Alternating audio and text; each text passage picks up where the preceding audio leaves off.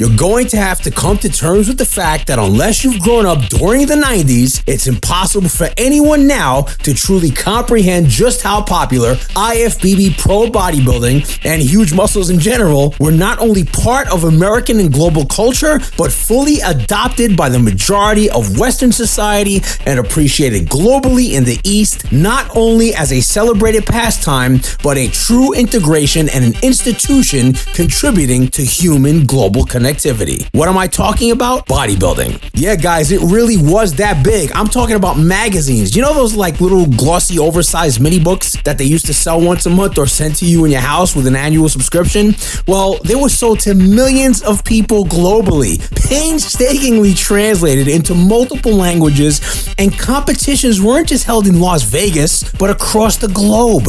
It wasn't just the Olympia or the Arnold Classic, but it was the Night of Champions that was later called the New York Pro, and various versions of the Olympia and the Arnold. Think of it as a seasonal music tour, but only when the band was playing at its absolute best, its peak, and these events were completely sold out.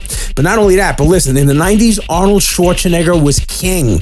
He was in the movies, TV shows, radio, all types of media you can think of, and thousands of Arnold Schwarzenegger clones popped up, kind of like all those Sam Sulek clones that we have today on YouTube and every other social media page. They were popping up everywhere, and not just on global media, but locally at your gym, in your high school, colleges, your job. And by the way, there was a legitimate gym within walking distance practically everywhere, and even free gyms like the YMCA. Fitness and bodybuilding was respected. These days, not so much. Now, there's only one way to really prove this, because this new generation has no idea how popular the 90s were and why that era simply destroys what everyone now calls bodybuilding. So why don't we do this? Why don't we directly compare the champions and popularity of bodybuilding from the 90s to the 2020s and beyond that, and see what timeline really and truly represents the word known as bodybuilding. So here's a list of IFBB Pro bodybuilders who were popular between the time of 1991 to 1999. Okay, this list focuses on a blend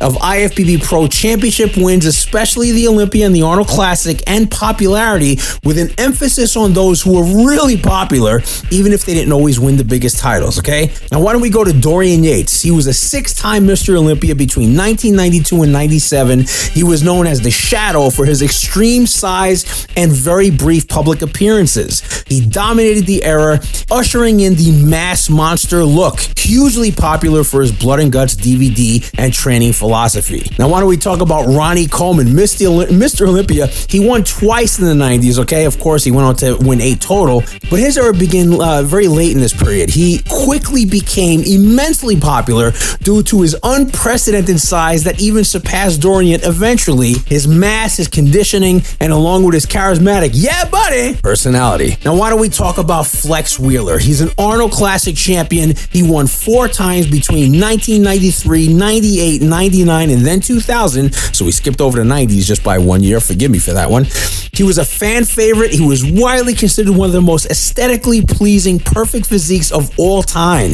One of his nicknames was called the Sultan of Symmetry. A little corny, but hey, it was true, right?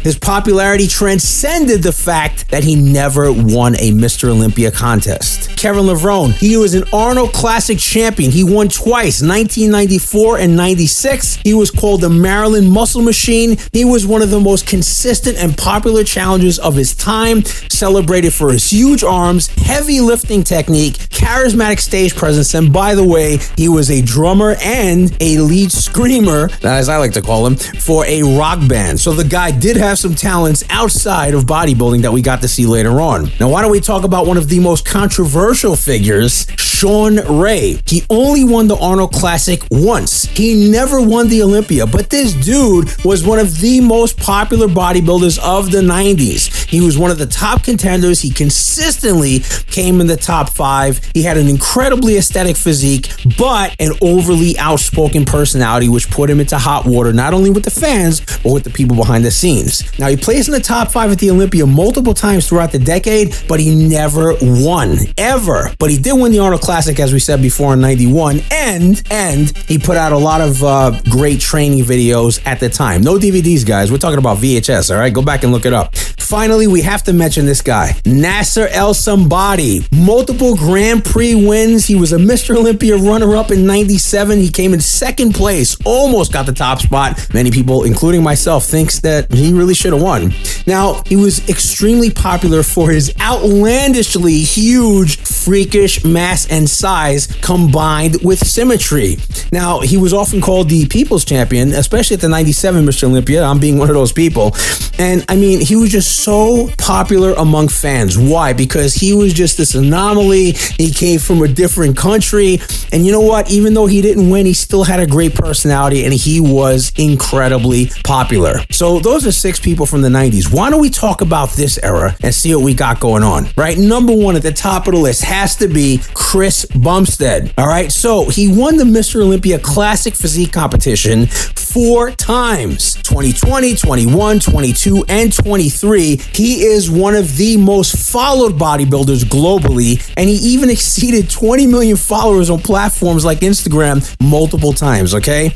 Now let's talk about Derek Lunsford, Mr. Olympia 2023 and 2025. He won the 212 Olympia in 2021, so that's 3 Olympia wins. This guy became instantly popular when he decided to switch over from the 212 to the open division, and that's really what sparked the popularity with this guy, other than the fact that he has a great physique, right? I mean, the guy just looks insane. Now let's move on to Samson Dauda, Mr. Olympia 2024, one of my favorites. He won the Arnold Classic in 2023. Strong presence, growing dedicated fan base following his breakthrough wins, and imposing physique. Now let's talk about Hadi Chupin. Everyone knows that guy, right? Mr. Olympia 2022, multiple high Olympia placings between 2020 and 2023. Of course, sandwiched in between that one win in 2022. Unbelievably huge international following, known as the Persian Wolf, particularly in the Middle East, with a massive and loyal social media presence. Now let's talk about Big Ramy, Mamdou El Siabe. I know I said that wrong, but who cares? Mr. Olympia 2020 through 2021. This is a guy who reminds me, he is the only throwback I can think of on this list that goes right back to the 90s, right?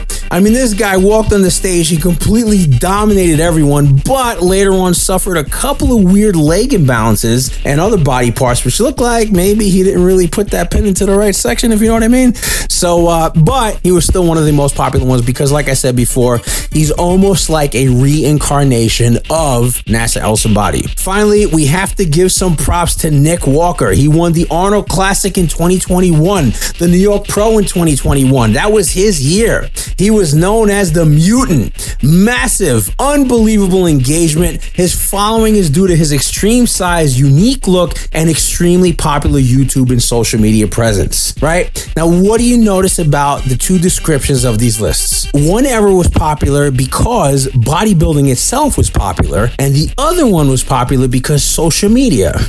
So which era wins? Let's talk about bodybuilding. The measure of bodybuilding's popularity is defined on reach versus scale. The 1990s undoubtedly achieved greater mainstream cultural saturation with global magazine sales, quantifiable revenue and profits, and the athletes seamlessly integrated into the A-list pop culture throughout Hollywood and TV. All right, this widespread ubiquity established the muscular physique as a societal ideal and global brand.